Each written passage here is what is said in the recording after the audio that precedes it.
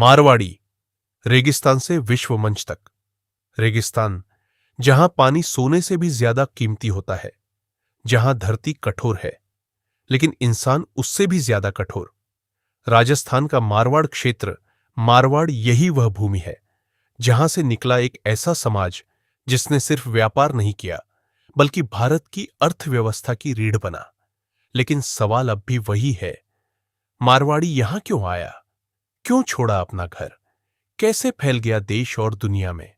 और क्या भूमिका रही भारत की विकास यात्रा में? आज की यह डॉक्यूमेंट्री सिर्फ इतिहास नहीं, एक दर्पण है। मारवाड़ संघर्ष की प्रयोगशाला, 17वीं से 18वीं सदी। बार बार अकाल, कम वर्षा, खेती लगभग असंभव। राजस्थान का पश्चिमी भाग, थार मरुस्थल, यहां जीवन आसान नहीं था। जब खेती ने साथ छोड़ दिया, तब व्यापार ही विकल्प बचा। मारवाड़ी समाज ने एक निर्णय लिया, जीवन जहां संभव हो वहां चलेंगे।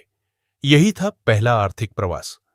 मुगल काल में आर्थिक जाल अकबर के समय राजस्थान और उत्तर भारत के बीच व्यापार मार्ग मजबूत हुए। मारवाड़ी व्यापारी, अनाज व्यापार, घी, मसाले, कपड़ा, धातु, वे ऊंटों के कारवां लेकर निकलते थे, सैकड़ों मील। उनकी असली ताकत क्या थी? हुंडी प्रणाली। यह भारत की पारंपरिक बैंकिंग थी, बिना कागजी बैंक के करोड़ों का लेन देन। इतिहासकार मानते हैं मारवाड़ी व्यापारी मध्यकालीन भारत की चलती फिरती बैंक थे।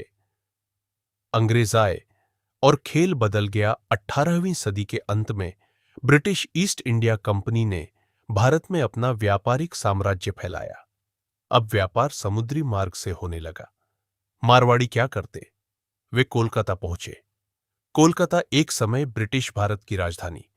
यहां झूठ मिलें लगी, चाय उद्योग बढ़ा, कपास का व्यापार बढ़ा। मारवाड़ी व्यापारियों ने एजेंट, ब्रोकर, वित्तदाता के रूप में जगह बनाई। धीरे धीरे वे मालिक बन गए। पूंजी निर्माण की शुरुआत। भारत में औद्योगिक पूंजी का निर्माण अधिकतर व्यापारी घरानों ने किया। सबसे प्रमुख नाम बिरला समूह डालमिया, समूह गोयनका, समूह घनश्याम दास बिड़ला ने भारत में सीमेंट, एल्यूमिनियम, वस्त्र उद्योग खड़े किए।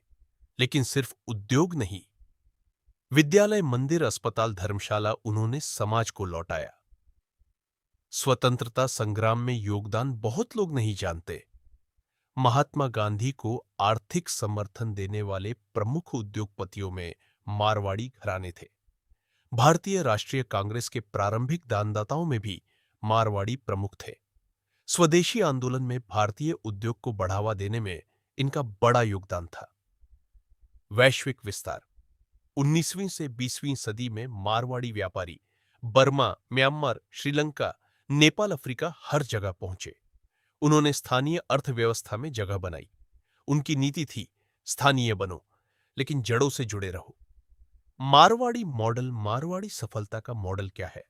1. संयुक्त परिवार। 2. पूंजी का पुनर्निवेश। 3. जोखिम लेने की क्षमता। 4. शिक्षा प्लस व्यावहारिक प्रशिक्षण। 5. दान और धर्म। धन केवल कमाने के लिए नहीं, धर्म के लिए भी है।